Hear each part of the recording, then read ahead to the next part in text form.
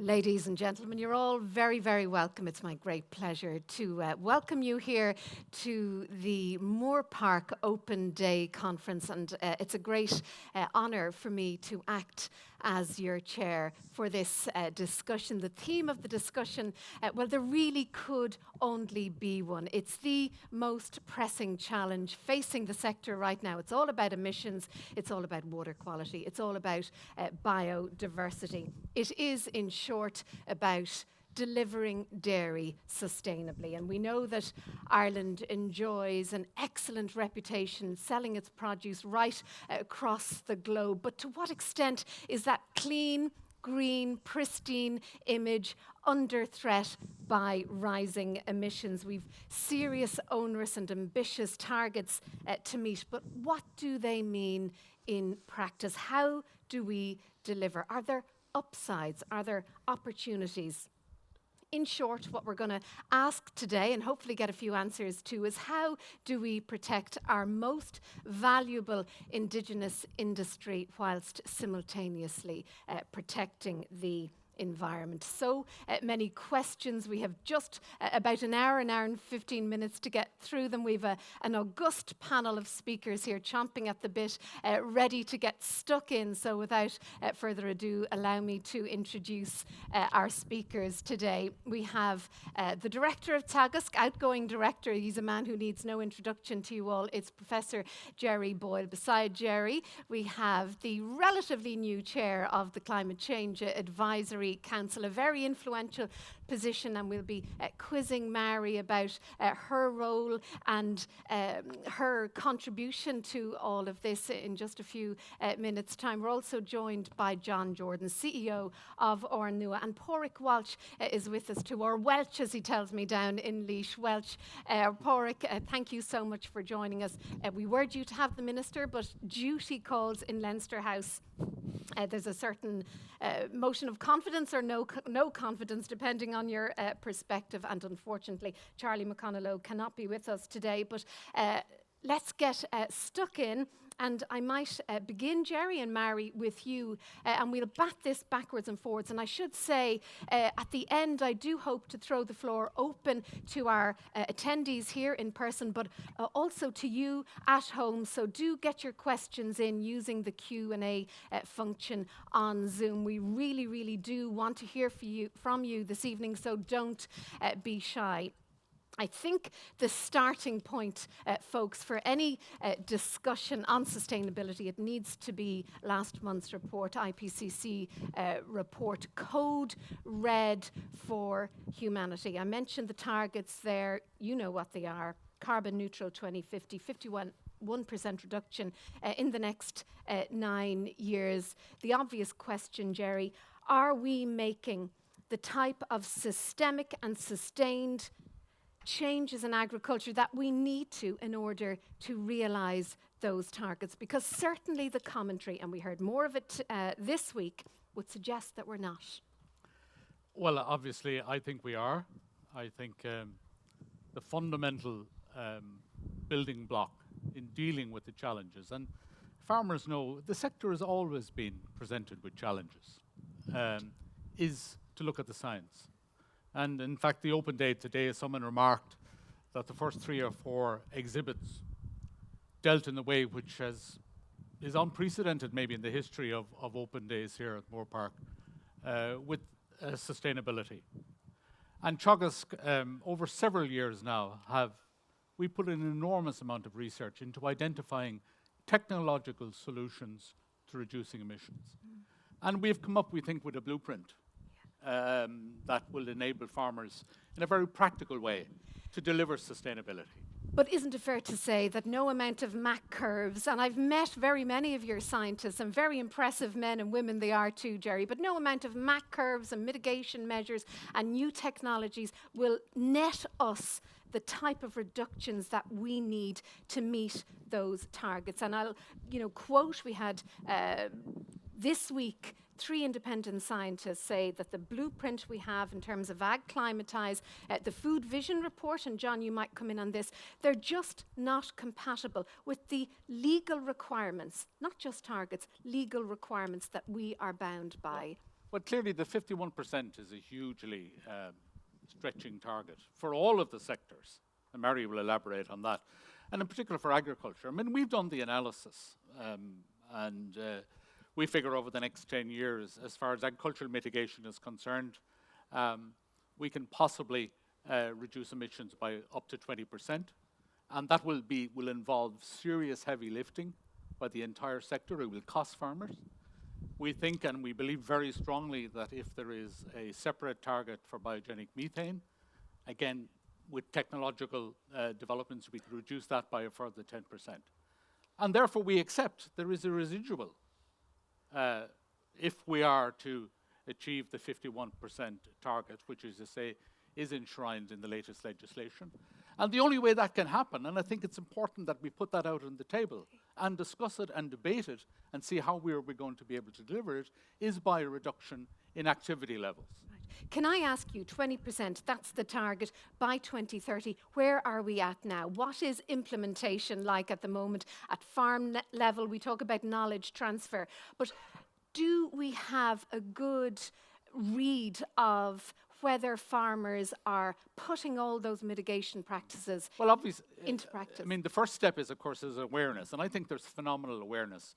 I had the chance to talk to a number of farmers there today, and I did get the sense that what farmers want is to be given clear guidelines as to what they need to do, and they get on with it. That's what they've always done. So that's the first thing. But we are conscious, and certainly in Teagasc, we are a huge believer in the power of the advisory service, the power of communication. And therefore, we have established, under Frank Amara's leadership, we established the so-called Signpost Farm program. And that's all about delivering on the ground, explaining to farmers that there are alternatives to using chemical nitrogen. They were discussed here today. Farmers understand them. They have to be supported and incentivized to implement those technologies. But again, a tricky question. What percentage of farmers out there right now are actually carrying out in practice or implementing the sort of technology that you're espousing? Well, obviously, and again, our chairman, I thought, put it very well a number of years ago, the whistle hasn't blown or hasn't blown up until now. Now we're dealing with reality. Okay. We have a new legislation in place. A lot of farmers, for example, have made really important starts. I would instance the importance of grassland management.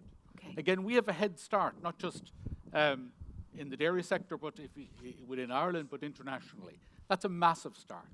We have to get moving in relation to the use of urea, protected urea as an alternative to CAN.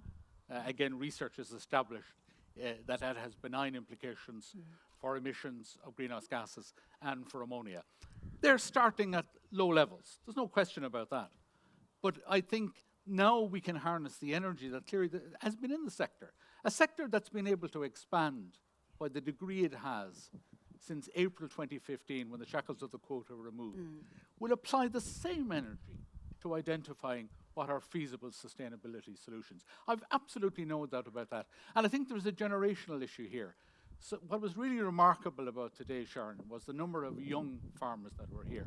And they absolutely have a different attitude. They have a can-do attitude. And as long as there are appropriate incentives and there's a fairness about the proposals as they emerge in respect of sectoral targets, I'd be pretty convinced with the support that we can offer in Teagasc that farmers will deliver. And we'd love to hear from those farmers that Gerry referenced. So any questions, any observations, do get them into us here using the Q&A function on Zoom.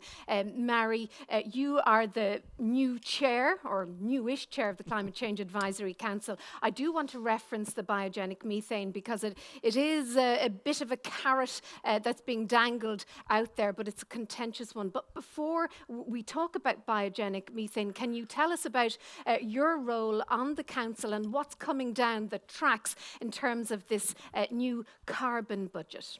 Thanks very much indeed, Sharon. And actually, I'd like to pick up what Gerry was saying there about the whistle being blown, if you wish, because that's what the new Climate Act has done. It's put into legislation Ireland's determination to play its role on the global stage in terms of fighting climate action. And just to go through the steps, and without being too boring about it, I mean, the first step is that the Climate Council, Advisory Council, will come forward with a recommendation for a carbon budget for the first 5 years of this decade, second, and so on. And that sets the maximum. This is the maximum emissions that we can make across all of the economy.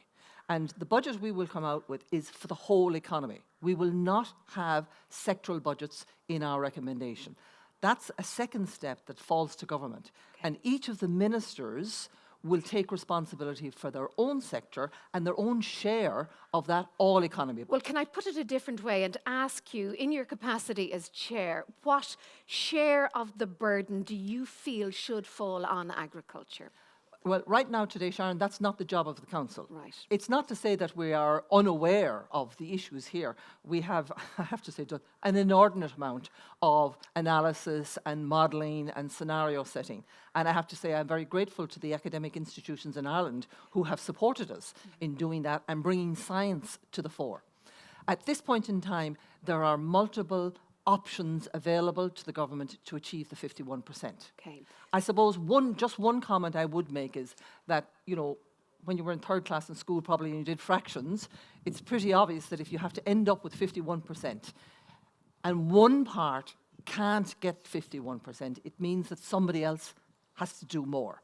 And this is going to be the political challenge. How can we balance it out across all of the sectors? Okay, so you're not going to get into the nitty-gritty of who carries what share of the challenge. I do want to ask you about biogenic methane, and I'll bring in Padraig on this as well, because we know from the recent IPCC report we need strong, sustained and rapid reductions. We're, I think, the highest emitters per capita in the world from agriculture, but there does seem to be a bit of a debate out there, or certainly a certain amount of ambiguity, whether that affords us some leeway. Now, can you come in with your viewpoint on this? Well, I think maybe just to put into perspective what the IPCC report said, yes, it had that message about methane, but I think we also have to understand that methane, we get methane from 4 sources. We get it from fossil fuel extraction, we get it from animals, of course, we get it from waste, and we get it from rice. So it's not, the IPCC report isn't just about what we call biogenic methane, which is what comes from ruminants. It's about all of the methane. And some of them are pretty obvious that, you know, when we talk about taking CO2 emissions down to zero, the message there is that methane from fossil fuels will also have to go to zero. So that's going to be a big contributing factor.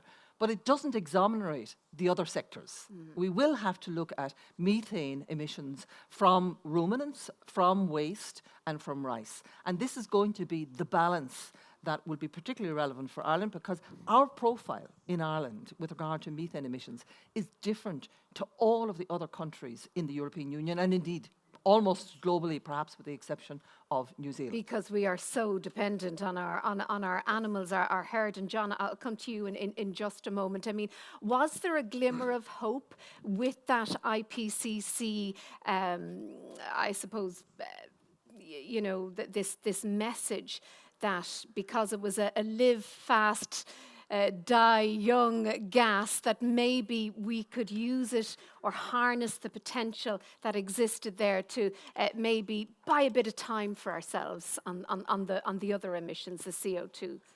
Well, Yeah, like farmers out there can't understand how methane is being treated the very same as emissions, you know, carbon from the fossil fuels, if you like, because, you know, methane doesn't last in the atmosphere the same as carbon does.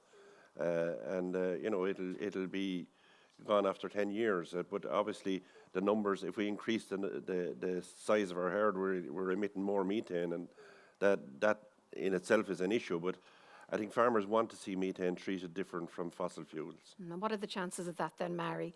well, first of all, it is true to say that methane is different to carbon dioxide, and it is a shorter-lived gas, 10, maybe 12 years. But it is 28 times more warming than carbon dioxide. So, you know, we have to factor that into it, because it's both elements that come together. And quite honestly, it is the only gas that can cool the planet because it's short-lived. So we need more of it. that we probably need less of it. Okay, here you have two diametrically opposed viewpoints. I mean, Gerry, do you take a position on this? Because in some quarters, this methane argument, it's dismissed as a bit of a sideshow. But you heard from Padraig there. I mean, farmers are clutching onto this as a means of buying more time. Well, it's in the legislation, it clearly states that the council must have regard to the particular characteristics of biogenic methane. Right. And the key issue, I think, from an agricultural point of view is twofold. One is the issue of the short-lived gas. And Mary's absolutely correct. The impulse effect is very big compared to CO2. But the fact that CO2 stays in the atmosphere pretty much for thousands of years, if you like, the overall aggregate impact on global warming is substantially higher. So that's the other balance. But the second issue that's very obvious about methane and agriculture, as opposed to fossil fuel-based methane, is that in order to produce livestock products, we have to have livestock. Simple as that. So that's the biological obvious determinism of the beef industry, or the determinant of the beef industry and the dairy industry. So And the corollary, or the other question that stems from that, is in order to reduce emissions, do we reduce our herd numbers? well, as I explained earlier on, and again, based on the science, I see a three-way split. I think, as I said, emissions mitigation, possibly up to 20%, if we have a separate target for biogenic methane. At a push, we believe, like the New Zealanders are very similar to ourselves in terms of their agricultural system, and particularly in dairy, we could get 10%. Okay. Then there is a residual if the government insists on driving to 51%, as the legislation says. And that's where the issue of activity levels come in. And that is a really sensitive one for farmers, Padraig. Very much so, because we're only 5 or 6 years away from the lifting of the quota regime, which frustrated young people in the industry for over 30 years. We've had a fantastic development in the industry where so many young people have come into the industry since the quota regime has been taken out. And you see it here today and yesterday. The amount of young people that were here. And the reason they're here is to get information. They're aware of the problem of climate change.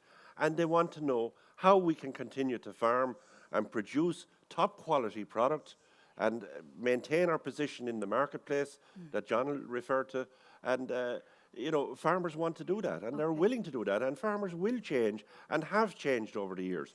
But we believe at the same time that our emissions are not being treated fairly in the overall context. Okay. And the methane is one part of that. And there's And other there's the elements carbon as well. leakage argument on the other, which I will get round to. But John, last but not least on this particular round, your job is to market our glorious produce around the world. To what extent are we in danger of suffering reputational damage when our emissions are literally going skyward? Yeah, and I think, look, it's great to have the debate here this evening, and I think it's a fascinating topic to talk through. Really important, I think, to start out, it's important for people, and when I say people, all of us, consumers, people to understand that farmers aren't the villains in this story. Farmers are actually the solution. And there's how we tell that story needs to shift a little bit. And it's interesting, Gerry referenced the lead up to quota abolition, Padraig was talking about as well. When the indications were coming that quotas would disappear, the island of Ireland got panicked into what are we going to do with this tsunami of milk, this wall of milk coming at us, a fear that we'll end up spilling milk down a drain because we won't be able to cope with it. The industry collaborated around where in the world will we sell it, what stainless steel needs to be put in to produce it, and how do we maximise the value for that product. Guess what? Not a drop was spilt. It was all produced at farm level, all manufactured product, and all exported internationally to great markets and good value. And that's before you had the Brexit challenge. But Absolutely. what's the situation on the ground now, John? Because we're so much more conscious of the whole sustainability brand. Our emissions are going in one way. What is the danger of killing the golden goose, as it were? Without question, that's a risk. If you ask any consumer in the world, and we do this, they're all over the world, you ask any consumer in the world, what do cows eat? They'll draw the picture that a 4-year-old draws of a green field and a cow standing. A cow eats grass. So they don't understand that there are different feeding systems globally. They just don't understand that. And yes, they're the same people who are sitting at their kitchen table for the last 18 months, answering the door to Amazon and getting a parcel every day of the week and returning it tomorrow because it doesn't fit them.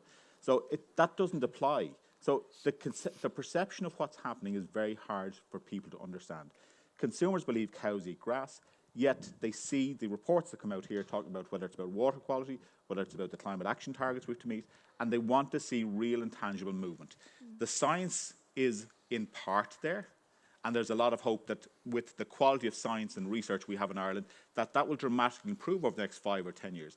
But to be fair, we have a starting point today, we have targets to achieve over the next 5 or 10 years, and not all the science is in place, and we will have to find other solutions. And are you finding yourself having to answer questions from consumers around what our emissions levels are at?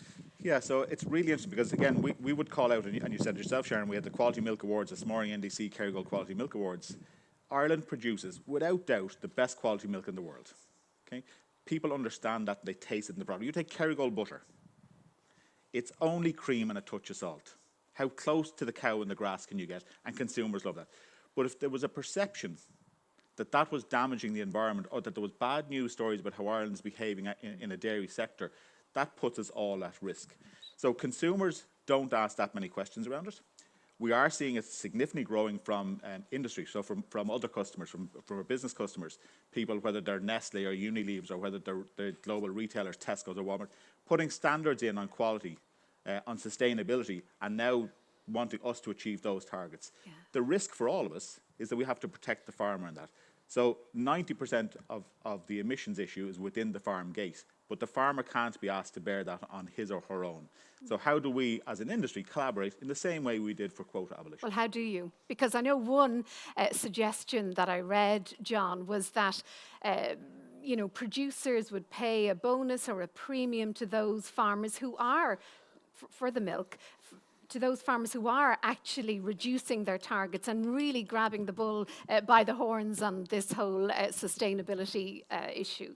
Yeah, so the issue for all of us collectively is how do we drive value for the product that's produced? Kerrygold is a great example at all over the world, and I won't quote the prices. Some of the audience here have been to other panels where they've seen those or heard those quoted before. Kerrygold is a great asset.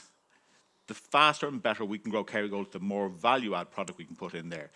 How do we move away from commoditizing up the value chain? That's the challenge we have to do. How do we create more value for a limited or limiting pool? Okay, so the idea of a bonus to those farmers who are reducing their emissions and being really dynamic and innovative on the farm, that hasn't arisen in any discussions as yet? Well, if you provide product to Kerrygold, you do get a bonus. So that happens through the payment systems that we have. But I think the bar is being raised for everybody. Okay. And it's an incredibly high standard here in Ireland, incredibly high standard. We are going to put the entire industry at risk if we don't continue to raise that bar. Padraig, come in on that. I think as part of that, Sharon, and I'm sure John has already looked at this, our emissions, carbon emissions equivalent per kilo of milk produced in this country are one of the lowest in the world. At the moment, in the latest calculations, New Zealand are the only ones who are slightly below us. And if we're not able to produce that milk here, and it ends up being produced elsewhere in the world, it will be worse for the climate, because if it's produced in an indoor system in the US, for instance, the emissions are about 3 times higher than what they are here in Ireland. And Mary and Gerry, I'll bring you in on that point. That's where the whole carbon leakage argument comes into its own. And it is an easy concept to understand that when we, as a really carbon efficient food producing nation, don't do what we do best, other countries that are far worse will pick up the slack. And it also raises the question about having these national targets. Maybe we should be looking at global targets. Come in on that, Mary. Well, when you mentioned the whole concept of global targets, we actually do have a global target. I mean, the global target is to keep our temperature as close to 1.5 degrees and certainly below 2 degrees in terms of things. So that is a global target. And the reality is that in order to do that, every single country in the world is going to have to make a contribution, and that includes Ireland. Now, unfortunately, we don't have a trading system for, biogenic methane here and fossil fuel methane there, or steel production there, whatever. That would make things, as you say about the carbon leakage for dairy products, would work. It doesn't exist like that. We are in a situation where each country has signed up to the Paris Agreement, and in it has said, we will do what it takes to prevent the temperature going above 1.5 or maximum 2 degrees. And in the context of that, we have set our national targets. I just wonder, should we be a little bit more nimble? If the ultimate objective is to bring down global emissions, is it not a no-brainer then to look at those high-polluting countries and I'm going to use the word sanction, but that's probably not the right word to use, but certainly give more credit to countries like Ireland? Well, this is what the COP26 will do in Glasgow in November. It's precisely going to put all of the countries around the table and ask the question, what are you doing? Are you doing your fair share? And if you're not, why not?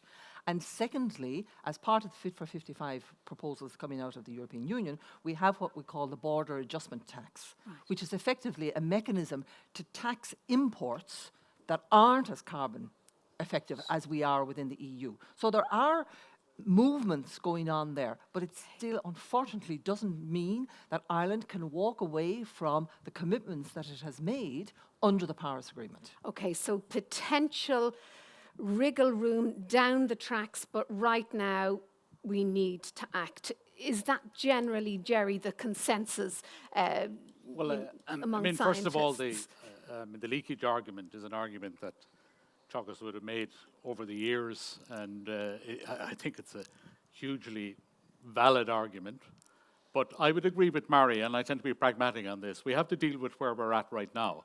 I mean, one would hope that these kind of fundamental arguments, including other issues such as biogenic methane and so on, and how to treat it appropriately in calculating greenhouse gas equivalents, would come onto the agenda. But we've got to start from the current position and the current commitments we've made, and indeed enshrine now in national legislation. And I think, though, where these arguments come in are important, we have to recognise that the transition is going to cost all of the sectors. And there's been very little discussion nationally about this, and it will cost agriculture. And therefore, these arguments, I think, necessitate and underpin a commitment to putting in place the resources.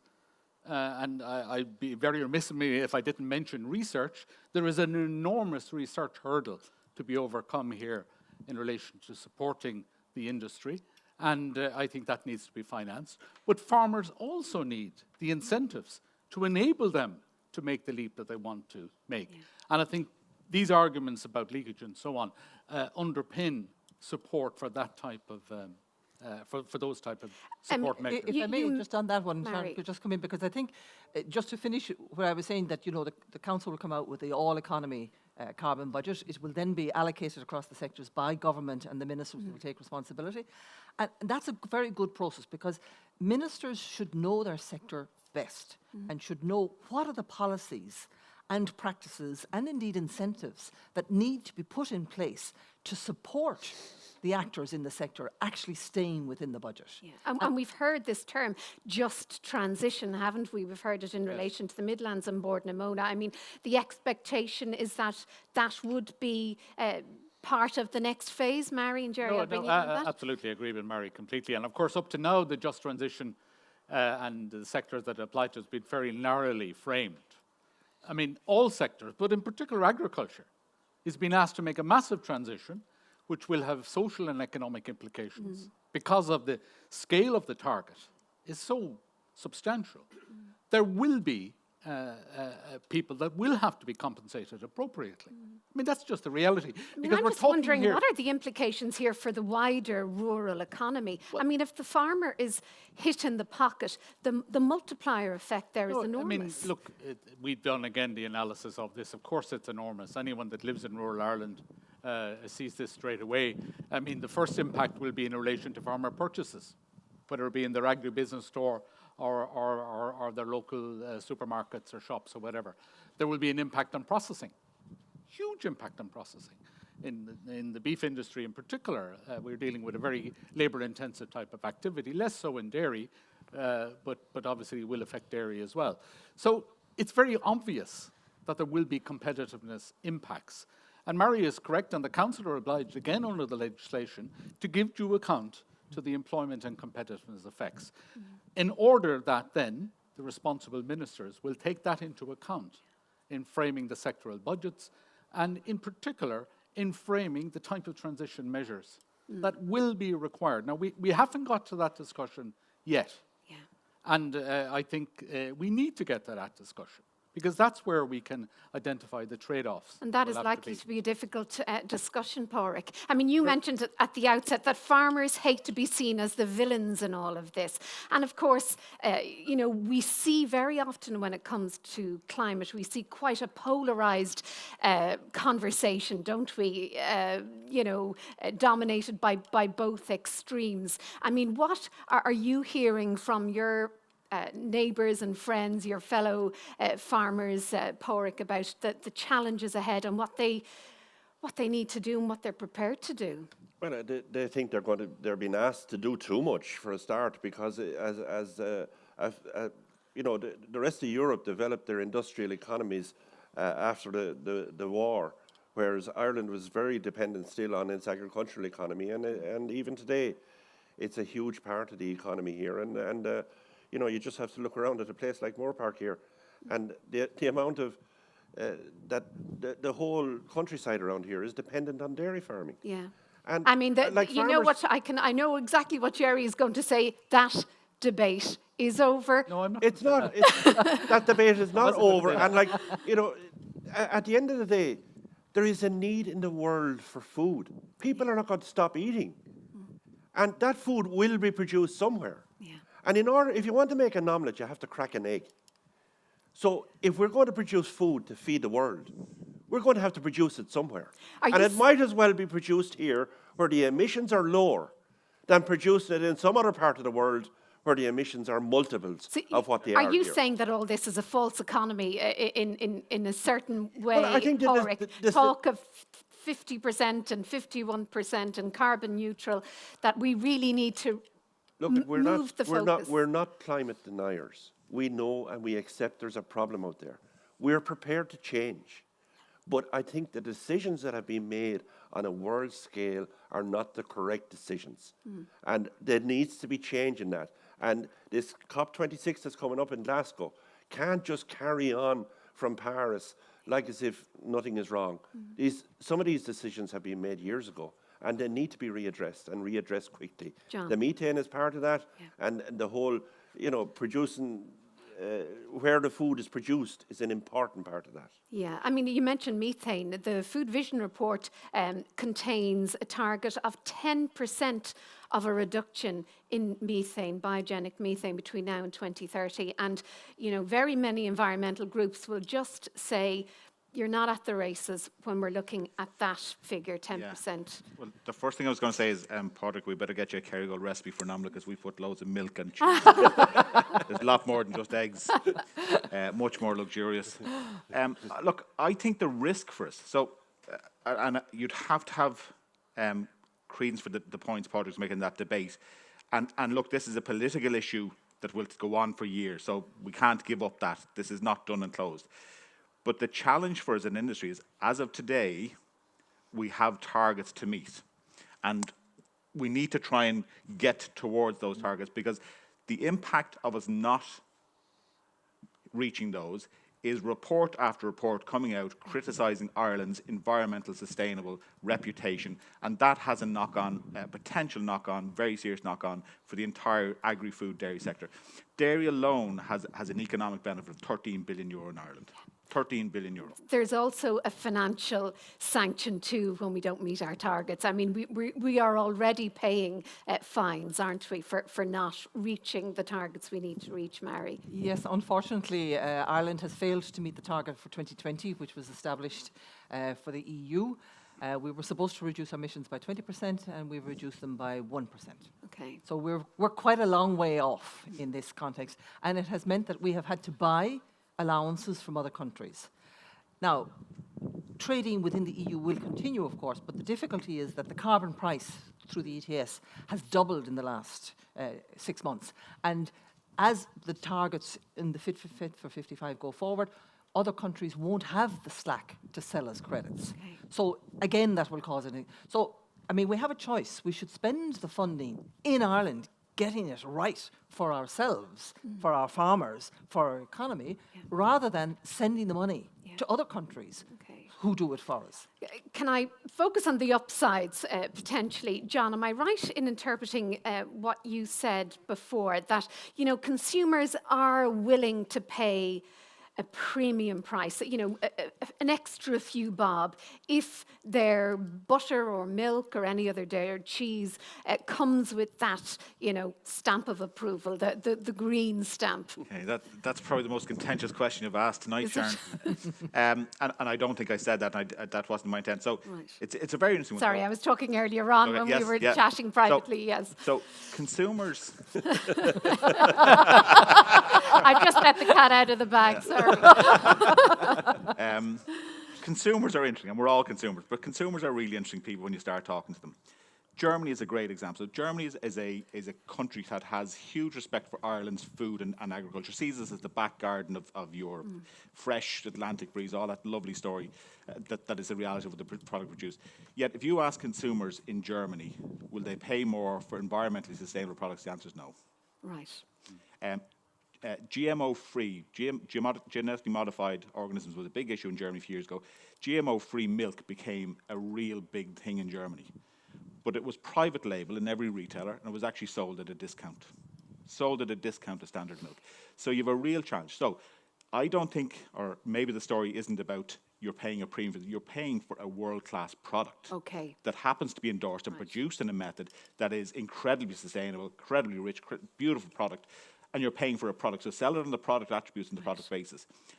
The more of that higher value product we can get, the more money you can put back down through the supply chain, and it will be needed. And I think, again, to restate, it's hugely important that farmers aren't asked to bear the brunt of this. Okay, so cash is king, and that's something that you said to me time and time again. Anytime I interviewed you at the ploughing Pádraig, it was cash, and it was something that you continually brought up in the context of, you know, the price being paid for beef in particular. From other countries, and I'll mention the B word. It's not Brexit, it is Brazil. I mean, I would love to hear from farmers out there in Zoom land, just to get a sense of the frustration that's out there. You're told the brakes are on, the brakes are off, the brakes are back on again.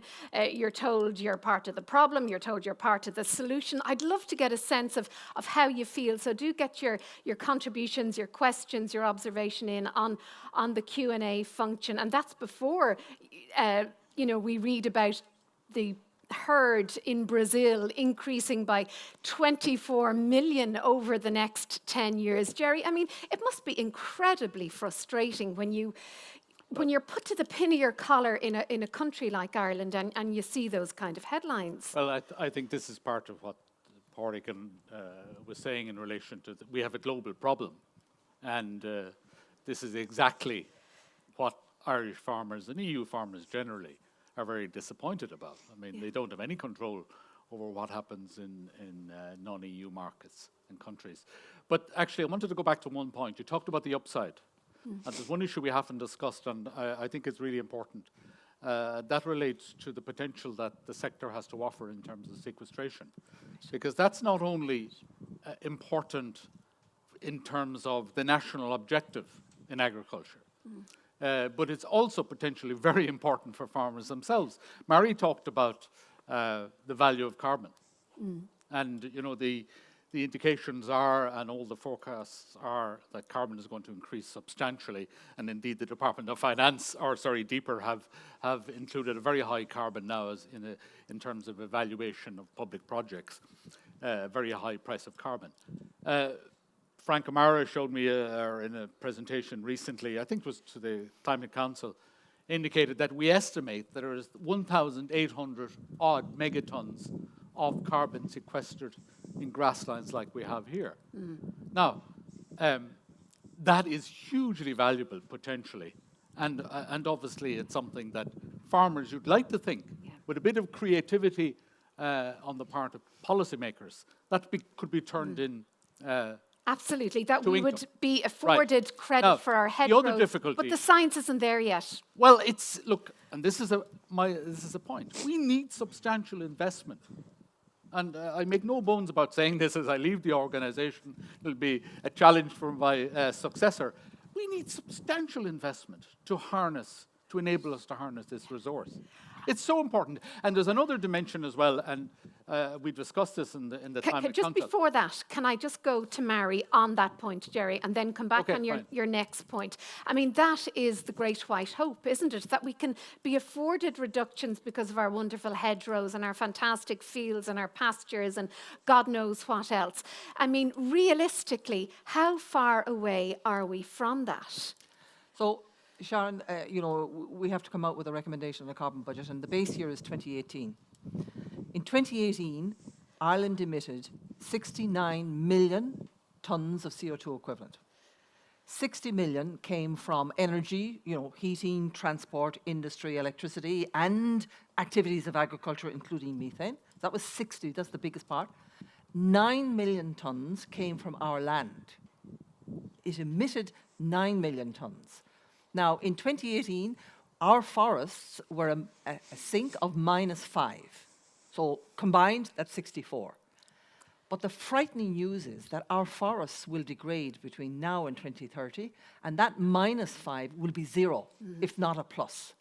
So we are looking at a very stark situation here. We don't have a sink. We don't have the offset there. So we'll have to do things, and Teagasc will be in the lead on this, in terms of how do we manage the emissions from our land, how can we reduce those, in addition, of course, to emission reductions in all of the sectors, including agriculture. Yeah. But if we as farmers were to plant more trees or more hedgerows in the morning, we will get no credit for that.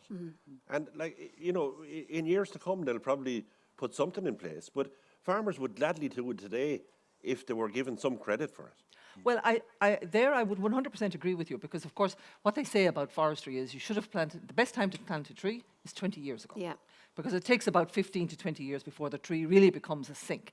So, even if we papered the country with trees in the morning, we wouldn't really have the benefit for the next 10 to 15 years. But, I think this is where we need to be clever and say, okay, we have to understand that we have to incentivize people to take this action. And we need this sink, not just for 2035. We absolutely have to have it by 2050, because we will have some emissions still in 2050. If we have any animals, we'll still have emissions. So we absolutely have to have the sink.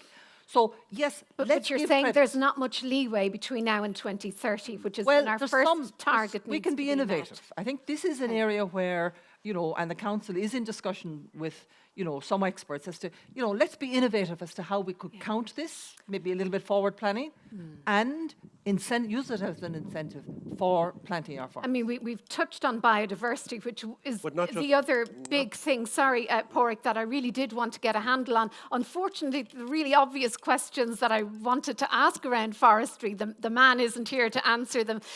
But Gerry, I don't know whether you want to throw in your tuppence worth on that. I will mention the point about, address the point about biodiversity in a second, but I think the way I would look at the forestry issue and the declining levels of afforestation is to reinforce what Mary says. I mean, that's all the more reason why we now need really creative policies. We need them now to reverse the process.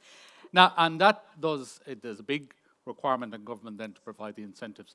But can I go back to your point about biodiversity? Just on the forestry, the situation at the moment, and this isn't my word, it's a really loaded word, it was a word used by the Taoiseach, we're in absolute crisis when it comes to the forestry sector. It is not working at any level. Planning, all our ambitions around planting, I think it's at 8,000 hectares of forestry, has come to nothing.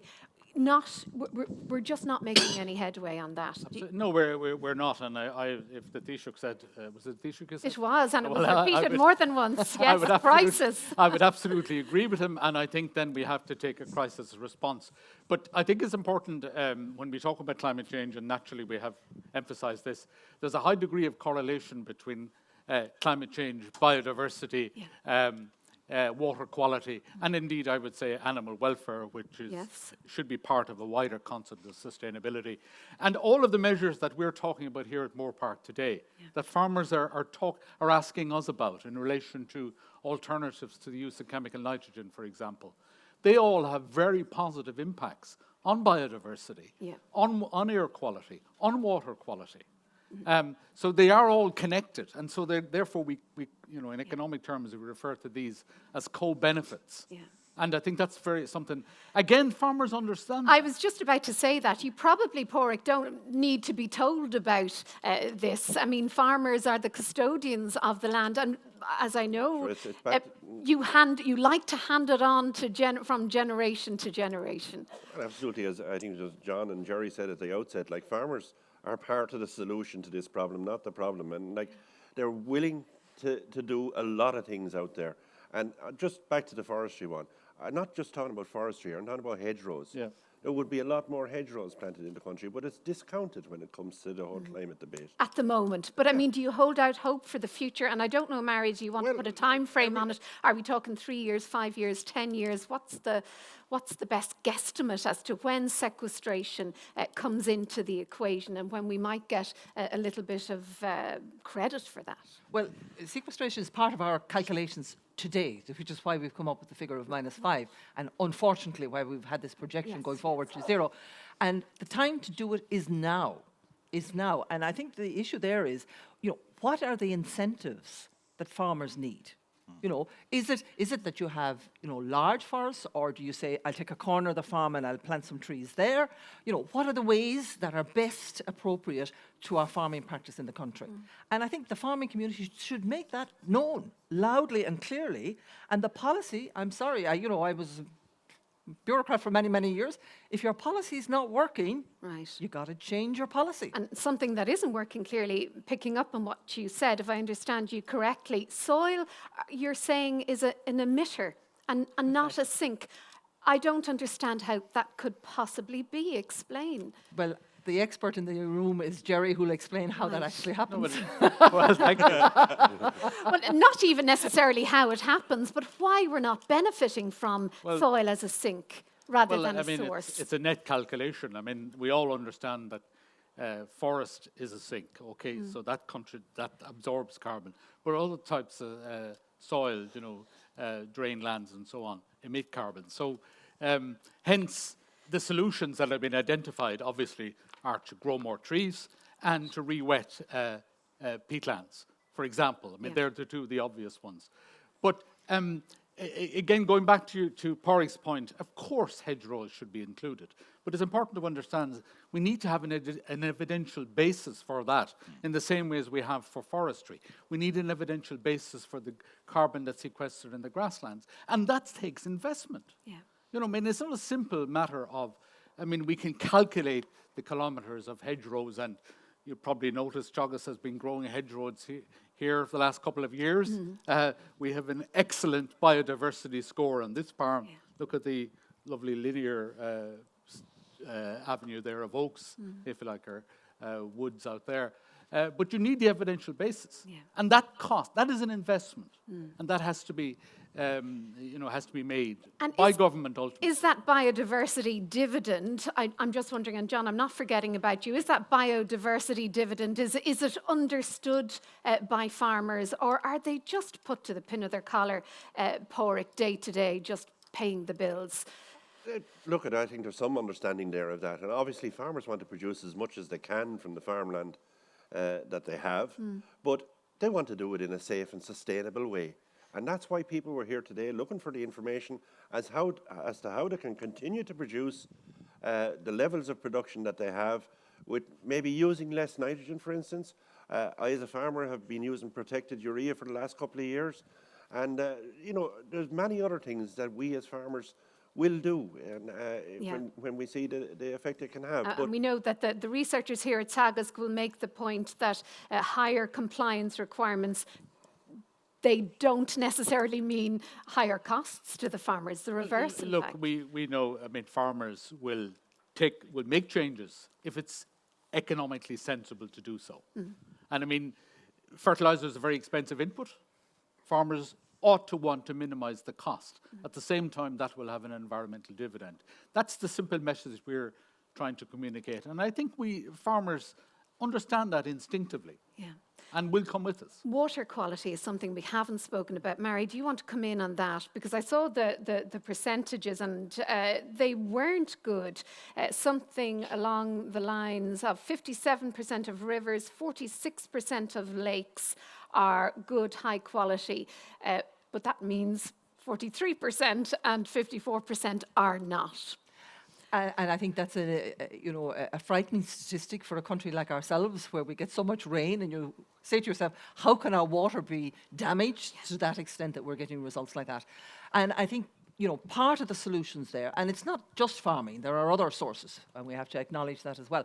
But I think part of the solutions are indeed, as Gerry said, protected urea as an option, as Padraig said, and, very selective use of it, which is cost effective for the farmer, and thinking through how it actually impacts on the environment around the farm. Okay. Ultimately, we all drink the water, so it's in all of our interest to have clean, safe water. And so that's really a no-brainer to go down that particular road. Right.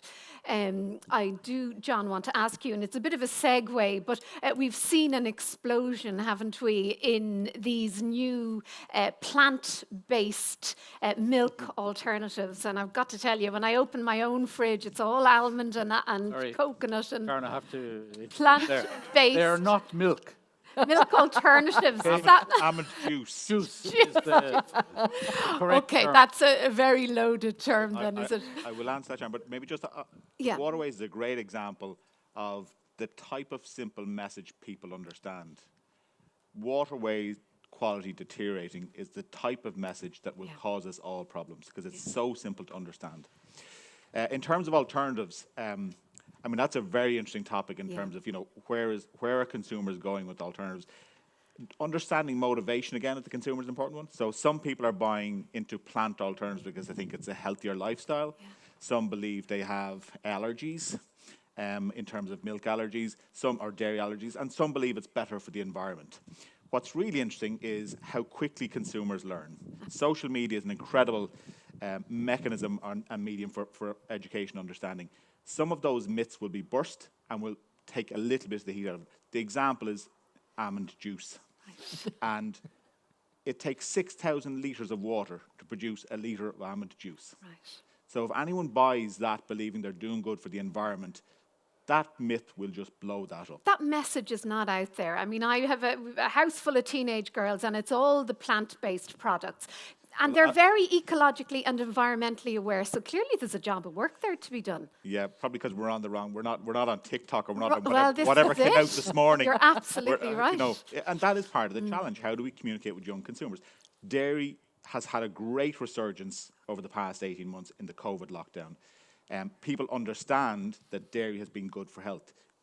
China, which is a great importer, the government went out and said dairy is good for your health, and consumption bloomed. I think it's important how we communicate with consumers, how they understand that message. And I said it flippantly, I've got 3 sons at home, teenage sons at home. You have a conversation about social media, what platform do you use? And if you mention Facebook, they go, dinosaur.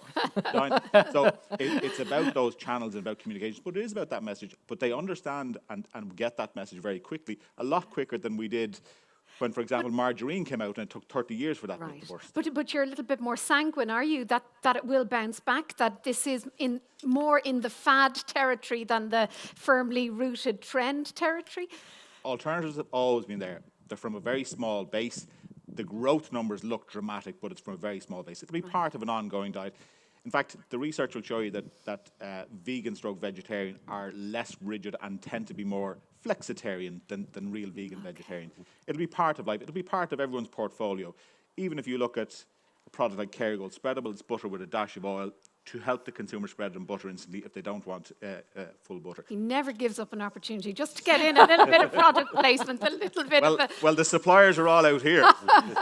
Now, I want to know, what kind of coffee does Padraig Walshe drink? Is it the almond? Is it the coconut? Is it the Padraig? Where are you on that particular fad? Well, there's none of that stuff allowed in my fridge. It's all the best product. It's just interesting. There was a very interesting research board up that I noticed today.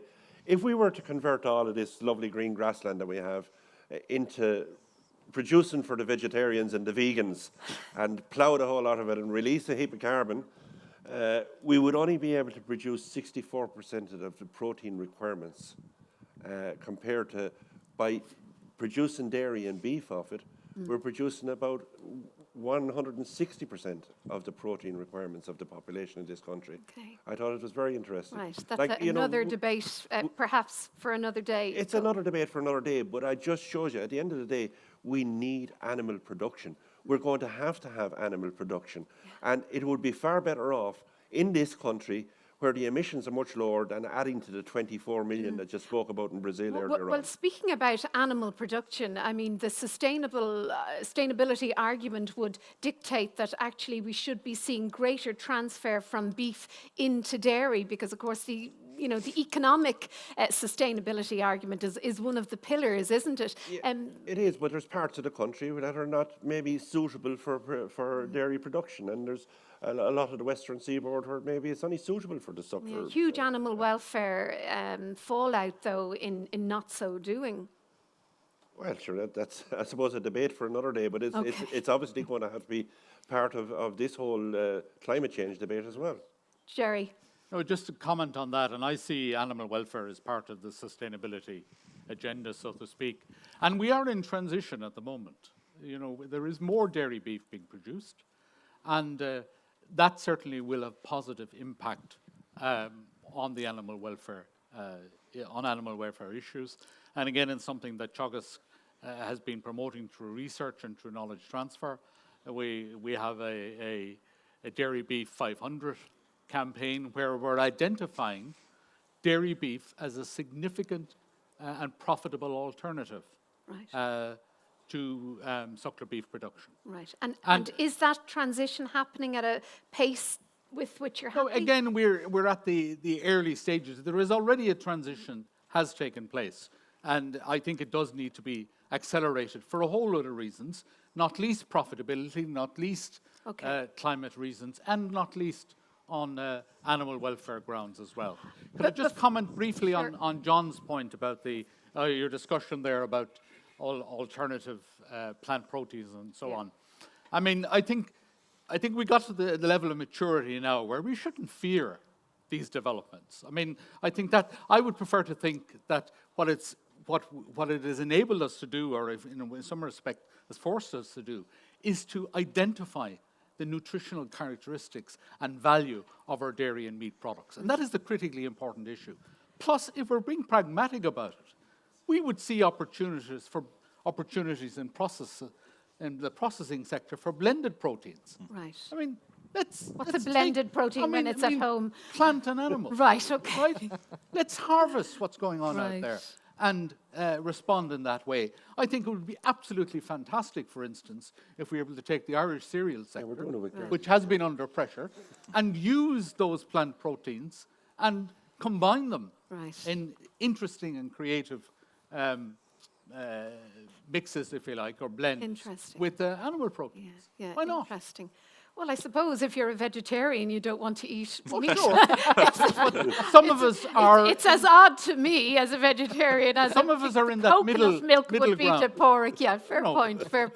It's a flexitarian. It is. Can I just run around the four of you very, very quickly and ask, what one change would you like to see over the next 1 to 2 years? And maybe, Padraig, I'll begin with you, if that's okay. I would like to see a change in, obviously, the biogenic methane being treated differently, and that there's some account taken for the fact that our emissions are much lower in terms of food production in this country than other parts of the world, and let's not be trying to compete with our hands tied behind our backs, where other countries ignore emissions and carry on. That's a difficult one, and don't forget to get your observations, your questions, your remarks into us if we can get the technology working, because I'm sure that is something that our viewers at home will identify with. John? I think it's about the roadmap, real tangible actions that can be taken, particularly at farm level, clearly articulated and identified and incentivised where need be. I think That's how we take real tangible steps forward. And farmers repeatedly have shown that if they're given the right guidance, the right support, they will make the appropriate change. And as a couple of them said this morning at the Quality Milk Awards, we're just passing through.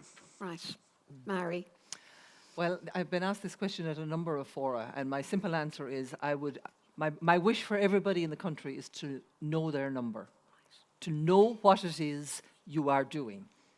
Have a number on it. It might be carbon or it might be kilowatt hours, as the case may be, but know your own number, and on that basis then make the decisions and the choices that are relevant to the action that you can take and the benefit that you can bring. Okay. Gerry. I would like to think over the next 2 to 3 years we would start seeing the fruits of the implementation of the Teagasc signpost farms, because that's all about implementing measures to tackle climate change, biodiversity and so on. It's a 17 million programme. We've uniquely got all of the farmer organisations involved, all the state agencies involved in agriculture and food, all of the meat and all the dairy processors. Right. So I'd like to think in 2 years' time we will start seeing tangible results from that initiative. Okay. Ladies and gentlemen, that's just about a wrap. I had intended to ask lots of hard questions of our minister, but maybe we'll do that another day. But I would at this point like to throw the discussion open to yourselves here. Pat is the man with the roving mic. So you might introduce yourself first and identify to whom you'd like to direct your question. Yeah. Good evening, everybody. Tim Cullinan, President Hi, of Tim. the Irish Farmers Association. Sharon, an excellent debate here this evening. I think it's very important we're having this debate. And I suppose I want to make a comment first, and then I'd like to direct a question to Mary. And I suppose look to comment where we're coming from here. And I think it's very important that we just move back in time slightly here and to the abolition of quotas. And farmers took on the challenge. And fairness, Gerry, look, in fairness yourself and your team, and the Minister of the day, there was a huge encouragement at the time for growth in the dairy sector. And no better than farmers that took on that challenge, developed the sector. And Sharon, this sector has grown by almost 50% since 2016. And I think farmers need to be complimented for what they have done. Before we move on to climate, and I'll move on. Gerry did mention how resilient farmers are, and that's, I suppose, a sign of just how resilient you have been when breaks are on or off, and you have to show yourself to be very nimble. But let me ask you a question: are you up for this challenge, Tim? Of course, Sharon, we are up for this challenge, and I will get to that in a moment. But it is important to remember, we have exports now of 14 billion, as John was saying, and we need to remember as well, for every 10 euros of those investments, there's 9 euros coming back into the local rural economy. Yeah. And that's very, very important to remember. Remember, we're coming out of COVID. And I suppose just to say are we ready for the challenge? We need time here. I know Mary might say to me, there's not time. But a lot is happening on science. A lot is happening on science right down here in Moorepark. A lot of trials have been done on cows. And a lot of trials, in other countries as well. Yeah. And I think what we need here now is collaboration by all the scientists. We've seen last year when the world was in a pandemic, when scientists came together and we developed a vaccine that normally would take 10 years to develop. By that collaboration, we're all here in this room this evening. Okay. So my question for Mary is, a lot is happening here on the science. There's been a lot of debate here tonight about biogenic methane. We're going to need time. And my question to you is, there's a lot of weight on your shoulders. You're speaking about targets, sectorial targets, and a budget. And for our sector, the work has been done. The world population is growing. We have to continue feeding. So the question is, are we going to get time? We should say they're not Mary's numbers. I mean, these are national and international obligations that we Sharon, have. That's one point. And the other point, you spoke about sanctions, that the government has to pay fines. For years and years, we've been lobbying successive governments that we want to develop a renewable energy from farm scale, and I'm talking here about anaerobic digestion, which would help in this debate as well. Okay. And we've got absolutely no support from government to date. So I think that all needs to be brought forward to the Climate Change All right. Council as well. So the pace at which science is evolving, Mary, whether it might catch up with us before we have to reach our first target, and also that anaerobic digestion. I think we discussed it 2 years ago. I mean, it is seen as a very 10 years ago, valuable- Sharon. Right, okay. Well, for me it was only 2 years ago. I'm behind the curve. So, Potential there. Maybe just taking the first question first. In terms of, science evolving, that's the norm. Science always evolves. And we have to be adaptable and be able to be responsive to it, and that's clear. I can say to you that we in the council have spent many hours, and Gerry will vouch for this, we've spent many hours looking at what we can propose realistically to the government in terms of, say, the first 2 carbon budgets, because the third is provisional. And whether in actual fact we go in hard in the first 5 years, and level it off over the 2, or whether we take into account where we are in the starting point and how feasible it is in the first 5-year period. And that's one of the things I think you will see when we come out with our budget is the outcome of that analysis that we've done, which does take account of where we're starting from and what is realistic, what is feasible. In terms of anaerobic digestion, I spent 30 years of my life in Brussels, so I've had a privilege of looking at all of the member states and the things they do. There are so many good things happening in other member states where the technology is developed and it's now commercial. And anaerobic digestion is one, and yes, we should be using it. District heating, which was only on the news there recently, it's normal in the rest of Europe, and we're only starting to talk about rolling it out in Ireland. Right. So I think we just need to put the telescope up and look outside the country at what's happening elsewhere and take on board what's working successfully elsewhere and use it here as well. Very interesting. Thank you, Tim. Thanks for your question. We have another question over here. Yeah, thanks, Sharon. Kevin Toomey, dairy Hi, Kevin. farmer from Ballyhooly, and I chair the Teagasc stakeholder group. So just, I suppose, the first point, and I think it's something we should be proud of. New Zealand and Ireland are outliers, and we're outliers for good reasons, because we produce a lot of good food from a low population base, and we're not a heavy industrialised country. So we should be proud of that and not frightened just because we're put up on a stat board for different reasons. I suppose the point I'd like to make in a question like that is the IPCC, it's an intergovernmental body from what I understand, that does up reports to help policymakers. And you mentioned the red letter policy they've come out, but within that, it mentions that biogenic methane is a different gas and can be treated differently. Are you, or can you take that advice on board and implement that in your policy action? And secondly, and the final question is, have you done the financial modelling in the scenario of treating it differently and not treating it differently for Ireland? Okay, just very quickly, because I think we've dealt comprehensively with biogenic methane. So just a comment, either Mary or Gerry, Well, and again, once we come out with our budget, you'll see that what we have looked at is a whole series of scenarios of, maybe energy doing more, agriculture doing less, and what are the implications for each of them of doing that? And are there differences in terms of the cost? And are there differences in terms of, the cost to society? As individuals, fuel poor and people who are living in poverty, what are the implications in terms of employment? Because that's also a very important issue.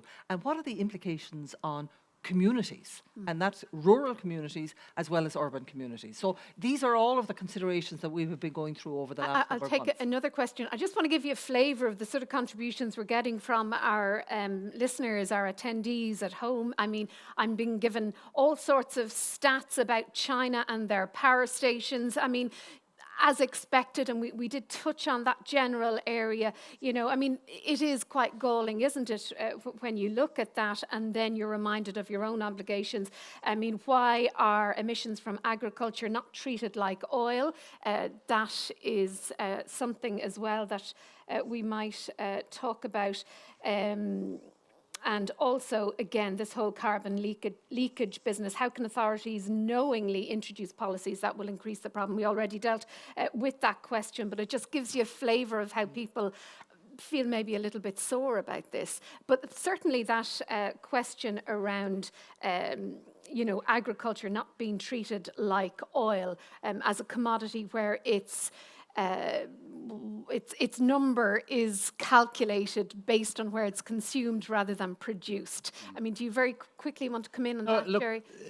from an economic point of view, that makes massive sense, and any economist would argue that you should have a consumption tax. That's essentially what you're talking about.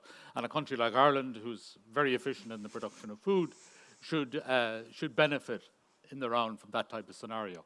But again, and this is where my pragmatic hat comes to bear, that is not the policy on the table at the minute. Okay. And we often spend an awful lot of energy, I think, in this country debating issues that are simply not on the agenda. Maybe they ought to be on the agenda, and hopefully they will come on the agenda. But right now, we've got to deal with a very different challenge. Okay. And we can point, certainly, with much chagrin to developments in other countries. Of course we can. But I think the responsibility now is to make sure that the dairy sector, which is the most dynamic sector probably in the world, actually, and I don't think that's certainly on competitiveness grounds it is, we've got to allow that to grow on a sustainable basis. And I believe we can, notwithstanding the validity of all of these points that are made. Right. But they're down the road. That's Look, they will have to come onto the agenda, hopefully, as the normal sort of international agreements get negotiated. Yeah. Okay, yourself, sorry. Thank you, Sharon. I'm Mike McGann, a dairy Mike. farmer from Longford. Welcome. I love your idea about the bonusing for us. I thought you might. But particularly, I'm encouraged, Mary, by a lot of what you're saying, because I think we love being first in Ireland. But the prize for being first in what's being proposed currently is decimation of an industry.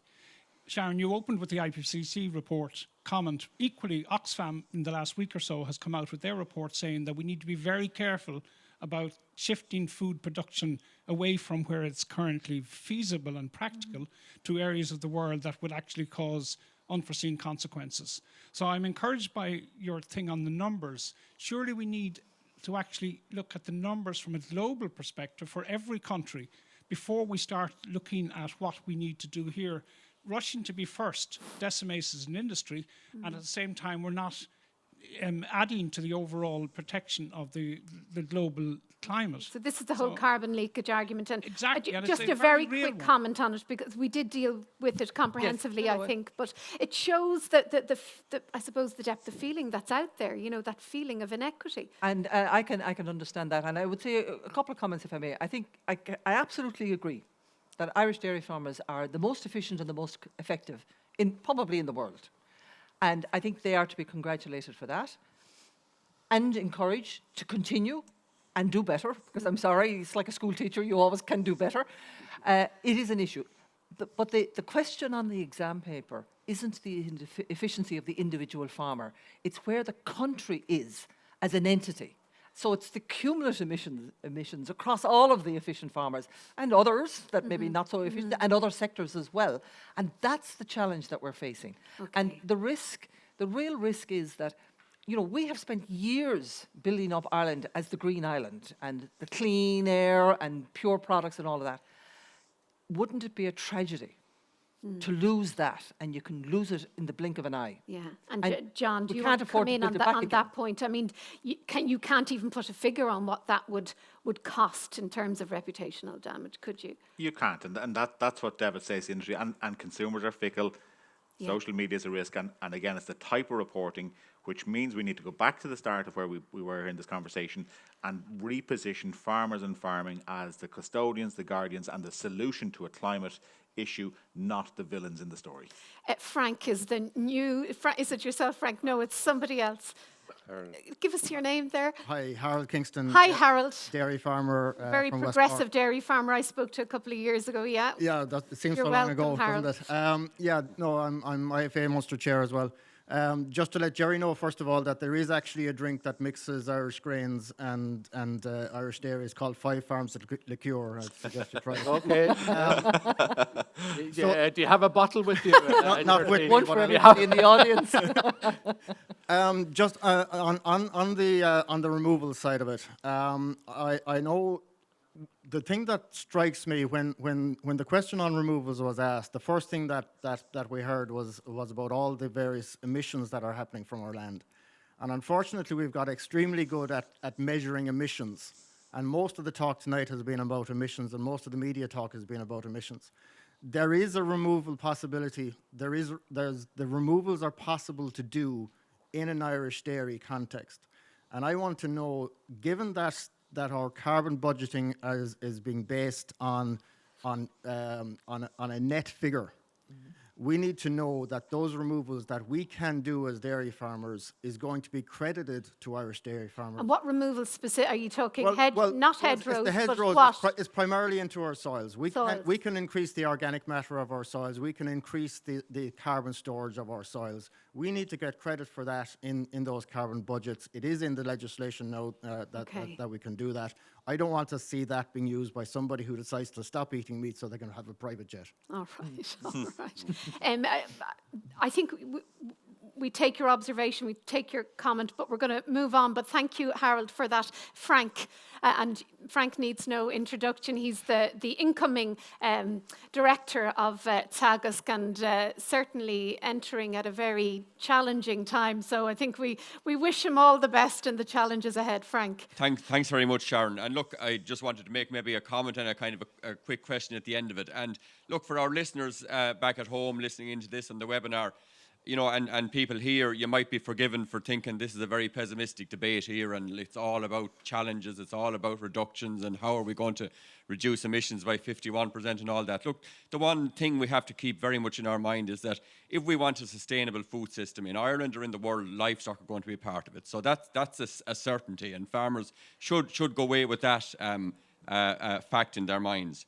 And look, I suppose, you know, we have very challenging targets ahead of us. The reason we have very challenging targets is we actually have a climate crisis, and we shouldn't forget that. So we have that. We have the IPCC report just out recently, reminds us about all that. And the Climate Council has a very, very tough job. Well, I suppose really it's given the government a very tough job of deciding on the sectoral targets for Ireland to comply with what we've set out that we want to apply with. And I suppose, you know, I have no doubt really, and you know, that if the agriculture sector is given an achievable target, it will achieve it. And you know, I base that on my experience in Teagasc here. You know, over the last, Gerry, and you're in the organisation 14 years. I'm in it 15 years or so. The growth in the focus of our research programs and now our advisory programs on climate change is phenomenal. You know, when you look at the amount of research that's on display here that relates to improving sustainability on our farms, it's tremendous. There's a tremendous amount of research and knowledge now being generated around that. And so I think that if farmers are given an achievable target, they will grab that target and they will achieve it. And you know, we see, as I talked about, all the research that's going on, but you know, we've talked earlier, Gerry mentioned earlier, about the signpost program. So we're moving on now to the implementation of that. Now we know that what's in our MAC curve, this famous MAC curve, is not enough for the type of targets that are outlined in the climate bill. And that's why we need research to get more technologies and more solutions. But that will come. I think time is essential. It is, you know, research is not a fast game. It does take time, but there is a lot of promising technologies in the pipeline over and above what's in the MAC.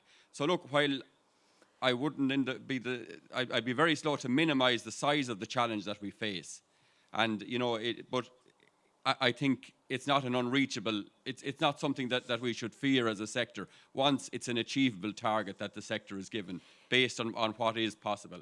And I suppose my question is a little bit glib, Sharon, to the panel, and maybe I'll excuse Gerry from this question. But you know, I'm coming into Teagasc as the director, and the Irish agriculture sector is facing a big challenge. So what would the panellists have both farmers do, and what would they have Teagasc do?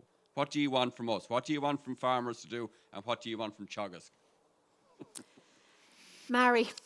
Okay, what do I want from Teagasc? Well, I think Teagasc has done the right things up to now, and I think you have actually the necessary measures identified and studied and analysed.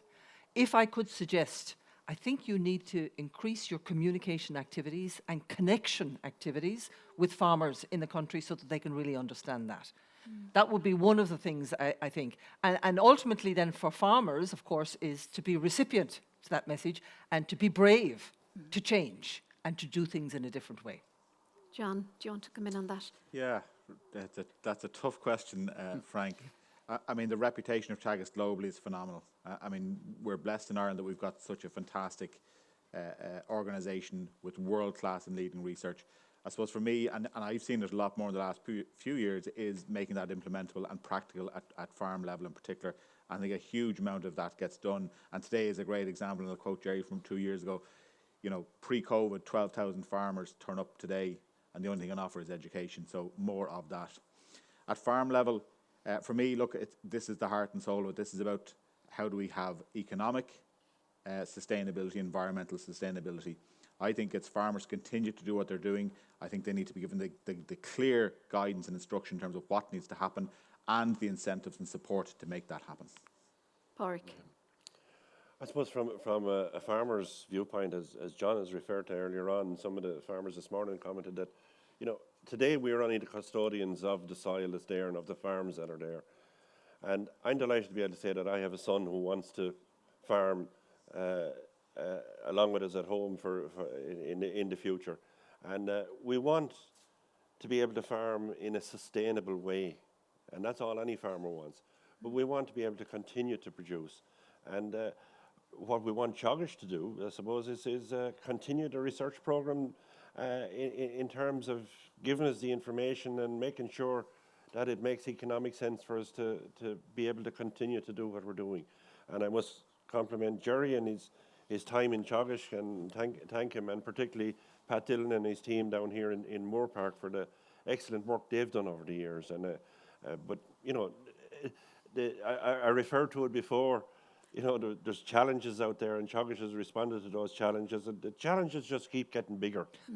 But it just means we have to respond more, and unfortunately, we tend to have to run faster to stand still at times. But nevertheless, I think it's great to see so many young people in the dairy industry today and in agriculture in general. Okay. And you know, we want to drive that on. We're running a couple of minutes over. I do want to wrap, but we do have one last question here from this lady, and you might introduce yourself. You're very welcome. Hi, I'm Gillian O'Sullivan, a dairy farmer. I think everyone has spoken already about the benefits that the growth in the dairy industry in the last 6 years has brought the country and brought rural economies.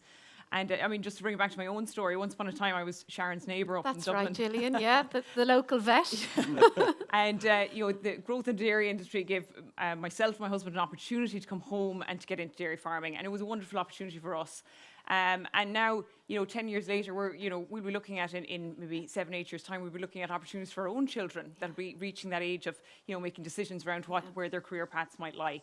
And I just, around that, what are the prospects for rural communities, for farm families, and for young people going forward? I think that we really need clarity around planning, especially for farm families. Because that runs to the very fabric of Irish society, doesn't it? Certainly outside of the M50 anyway. Absolutely. And you know, are we effectively capping growth in the dairy industry now? And is that going to, you know, is that going to curtail our rural economies? Yeah. Gerry, I'm going to hand that one to you, and then I'm going to finish up because... look, I couldn't agree more with you. I mean, what's at stake here is that, obviously, Frank made the point, farmers are as aware as anyone else of the implications of climate change. I mean, they all read the media daily and they understand it. But at the same time, we have an extraordinary sector in this country, and I think the hope that we all have is that it continues to provide the opportunity for families on relatively modest levels of resources, indeed, in a lot of cases, to generate adequate incomes, to educate their children and to bring up their families in a reasonable degree of comfort. That's the hope that we all have, and it's our responsibility in the farming organisations and in Teagasc and in government, et cetera, to ensure that that continues to be the case. Yeah. So, Gillian, I'm totally on your side there, and I think we all are. And this is where Europe has a huge part to play as well, and I think they've got the message on that. They do place an emphasis on that. Ladies and gentlemen, that is just about a wrap. We've run over. Apologies. I hope you're still with us at home. Thanks very much to those attendees sitting in their kitchen, in their sitting room, or their toilet, or wherever. Thank you so much for joining us tonight. And I do hope that we can meet again in person in another year or two's time. Thank you to our panellists. Thank you to Padraig and to John and to Mary and to Gerry. And the very best of luck to Gerry as he heads off into the great blue yonder. And the best of luck to Frank O'Mara here, who takes up the challenge ahead. Ladies and gentlemen, it's been an absolute pleasure. Thank you for your time and attention, and slán na bhaile. Thank you. Thank you, Sharon.